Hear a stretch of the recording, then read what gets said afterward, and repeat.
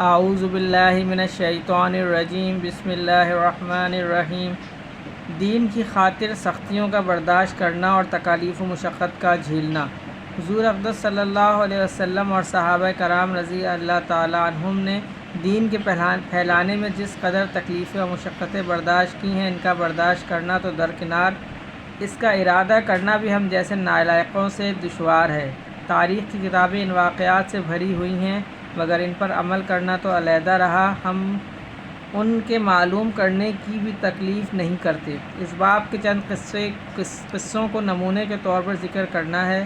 ان میں سب سے پہلے خود حضور اکرم صلی اللہ علیہ وسلم کا ایک قصہ سے ابتدا کرتا ہوں کہ حضور صلی اللہ علیہ وسلم کا ذکر برکت کا ذریعہ ہے۔ حضور اکرم صلی اللہ علیہ وسلم کے طائف کے سفر کا قصہ۔ نبوت مل جانے کے بعد 9 برس تک نبی اکرم صلی اللہ علیہ وسلم مکہ مکرمہ میں تبلیغ فرماتے رہے اور قوم کی ہدایت اور اصلاح کی کوشش فرماتے رہے، لیکن تھوڑی سی جماعت کے سوا جو مسلمان ہو گئی تھی اور تھوڑے سے ایسے لوگوں کے علاوہ جو باوجود مسلمان نہ ہونے کے آپ کی مدد کرتے تھے، اکثر کفار مکہ آپ کو اور آپ کے صحابہ رضی اللہ تعالیٰ عنہ کو ہر طرح کی تکلیفیں پہنچاتے تھے، مذاق اڑاتے تھے اور جو ہو سکتا تھا اس سے درگزر نہ کرتے تھے۔ حضور صلی اللہ علیہ وسلم کی ہر قسم کی مدد فرماتے۔ حضور صلی اللہ علیہ وسلم کے چچا ابو طالب بھی انہی نیک دل لوگوں میں تھے جو باوجود مسلمان نہ ہونے کے حضور صلی اللہ علیہ وسلم کی ہر قسم کی مدد فرماتے تھے۔ 10ویں سال میں جب ابو طالب کا بھی انتقال ہو گیا تو کافروں کو اور بھی ہر طرح کھلے مہار اسلام سے روکنے اور مسلمانوں کو تکالیف پہنچانے کا موقع ملا۔ حضور اقدس صلی اللہ علیہ وسلم اس خیال سے طائف تشریف لے گئے کہ وہاں قبیلہ ثقیف کی بڑی جماعت ہے، اگر وہ قبیلہ مسلمان ہو جائے تو مسلمانوں کو ان تکلیفوں سے نجات ملے اور دین کے پھیلنے کی بنیاد پڑ جائے۔ وہاں پہنچ کر قبیلے کے 3 سرداروں سے جو بڑے درجے کے سمجھے جاتے تھے گفتگو فرمائی اور اللہ کے دین کی طرف بلایا اور اللہ کے رسول کی یعنی اپنی مدد کی طرف متوجہ کیا، مگر ان لوگوں نے بجائے اس کے کہ دین کی بات کو قبول کرتے یا کم سے کم عرب کی مشہور مہمان نوازی کے لحاظ سے ایک نووالد مہمان کی خاطر مدارات کرتے، صاف جواب دے دیا اور نہایت بے رخی اور بد اخلاقی سے پیش آئے۔ ان لوگوں نے یہ بھی گوارا نہ کیا کہ آپ یہاں قیام فرما لیں۔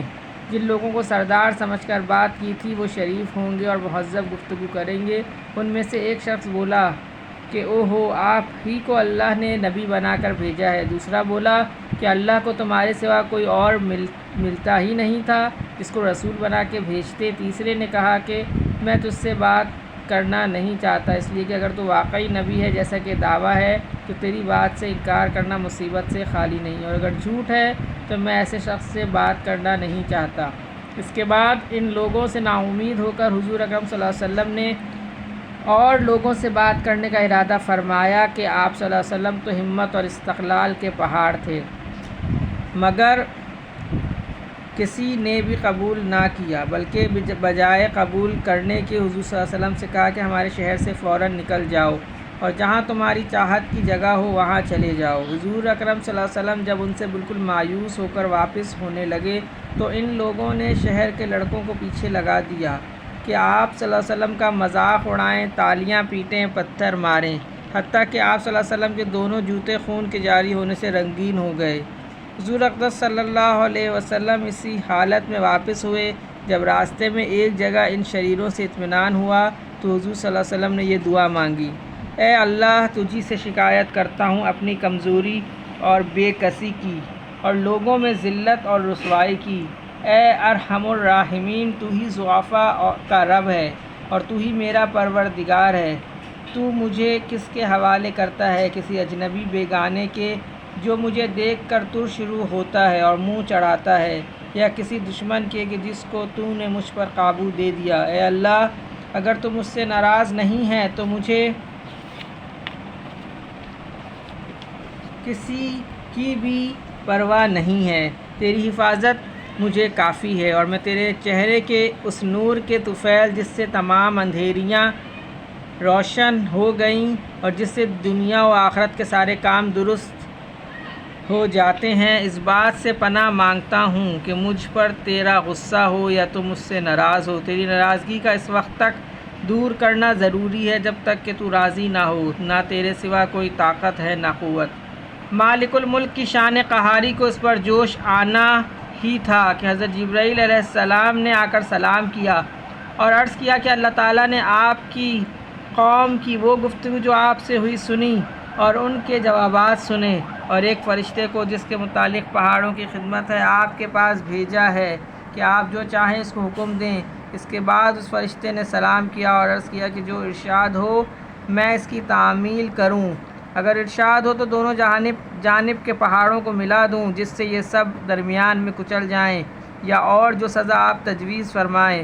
حضور صلی اللہ علیہ وسلم کی رحیم و کریم ذات نے جواب دیا کہ میں اللہ سے اس کی امید رکھتا ہوں کہ اگر یہ مسلمان نہیں ہوئے تو ان کی اولاد میں سے ایسے لوگ پیدا ہوں گے جو اللہ کی پرستش کریں گے اور اس کی عبادت کریں۔